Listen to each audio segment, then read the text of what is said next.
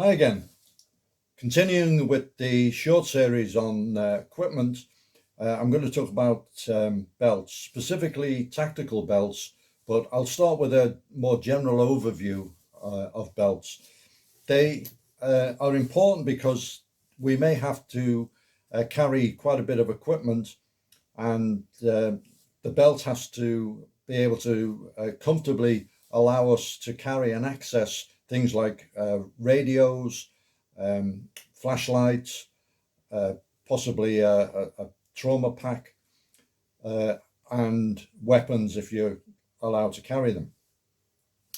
And lots of the belts in the past, the standard was leather, and we all use leather belts, and they did the job. I actually designed a belt myself for a specific task. It's this one for when you're wearing either a business suit or more specifically a tuxedo, and you want to blend in. You don't want a big outrageous buckle on it, and you don't want any stitching or basket weave or anything like that to draw the eye. You want it to be as dull and unobtrusive as possible. And this Velcro system, which I designed for Price Western leather, I'm still using this particular belt. It's very, very useful carrying odd bits of kit, and it does the job very, very well. So they still sell it, and it's a good option to have if you have that requirement. I had many different leather belts. I bought some in South Africa in the late 70s from a company there that did really good work, but they went out of business, probably because the quality was too high for the cost. I've still got a couple of those. But then in the States, I was fortunate enough to meet Greg Kramer, and I started using his products. And this is his famous gun belt, which is made of horsehide. And horsehide is superior to cowhide. It's more durable. It gives you more rigid strength in cross section, and his belts, like all good gun belt makers, they're cut on a bias to conform to the body shape.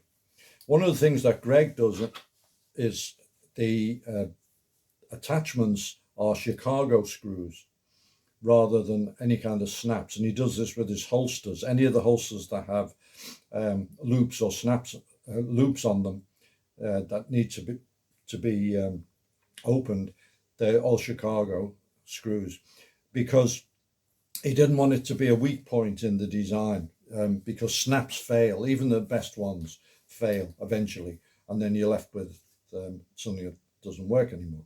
Whereas these will last a lifetime, literally will last a lifetime. And they're a bit more expensive than cowhide, but they're well worth it. I've got a couple of these, and they've done the job for me very, very well over the years. And his kind of top of the line one is this one, again from Greg Kramer, and it's shark skin. And he sold a lot of these to guys from naval special warfare. It's really tough. It doesn't mark at all, no matter how many times you run equipment on and off it, and it looks very, very well. It sort of works in a quite a prestigious environment. You can wear something like this. It's a good bit of kit. Then one year I was in South Africa at Christmas time, and I was given as one of my presents the first tactical belt that I got, what's commonly called a rigger's belt. This one is from Black Hawk. There was a shop briefly in Joburg that sold American equipment. Didn't last very long because the rate of exchange made the prices outrageous. But my friends bought me this while I was there. The when I got it, it was about 18 inches longer than this. Okay, I've hated to met the guy who would have fitted, and we were passing and we found this workshop that did equipment for parachuting, scuba, mountain climbing, and so on. And they could sew and manufacture and repair webbing. And they cut it at a bias and heat sealed it, and didn't charge anything. And it fits me now. These riggers belts have an abseil loop in them. This where you can clip a carabiner and then a descender onto it. I've never used it for that, and I don't know if anyone ever has, but it's a good strong system. It's very heavy metal, and very good for range training and that kind of thing. Does the job. I've liked it. And then at a conference in the States, I decided to pick up another one to match different coloured clothing. This light one from a company called Spec Ops. Very similar to the other one, similar type of hardware, just as well made, and I wear that frequently. And then a colleague showed me, we were actually in 511, well, a police equipment store, and that specialised in 511 stuff. And a colleague had been wearing one of these belts, and he showed me them on the rack, and I picked one up, and I liked it a lot. It's this 511 belt. It's got same metal buckle. It's a little bit lighter than the other ones. It doesn't have the abseil option, which I don't really miss. But one of the things is, it is really sturdy. Lots and lots of stitching, and the rigidity is fantastic, which is something you want, particularly for range work when you're using a holster. You want everything to be stabilized, and stuff doesn't move around at all on your equipment. And this really does the job. I like it, and I've worked with it for quite a while. Then on a whim, I bought this one again to match another type of clothing color-wise, and it's what's known as a Cobra buckle system. It's strong, lots and lots of stitching. It's very rigid, resist twisting and so on, and it's well made. It wasn't cheap, but it's well made. The only thing is, it is an absolute ache to put on and off.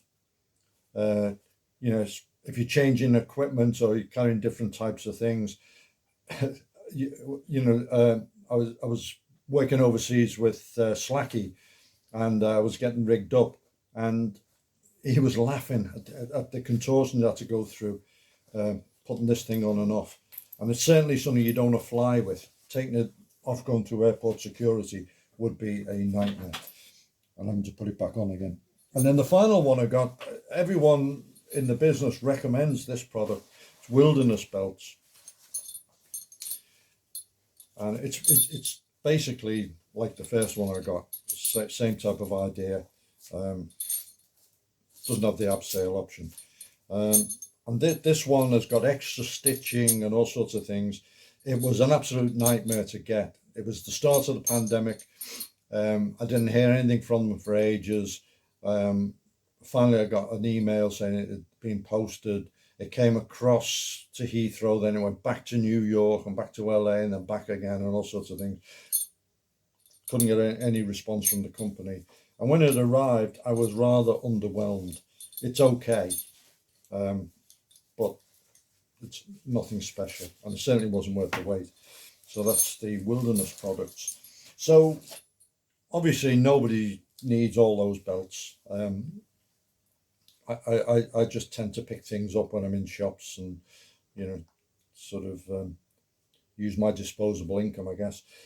If I was going to recommend one for you chaps to try, it would be the 511. That would be my hands down recommendation. It does the job. It's very, very well made. It's probably the sturdiest out of the nylon ones. And if you want a good of the leather type gun belts and holsters, Greg Kramer's the guy. His products are really top of the line.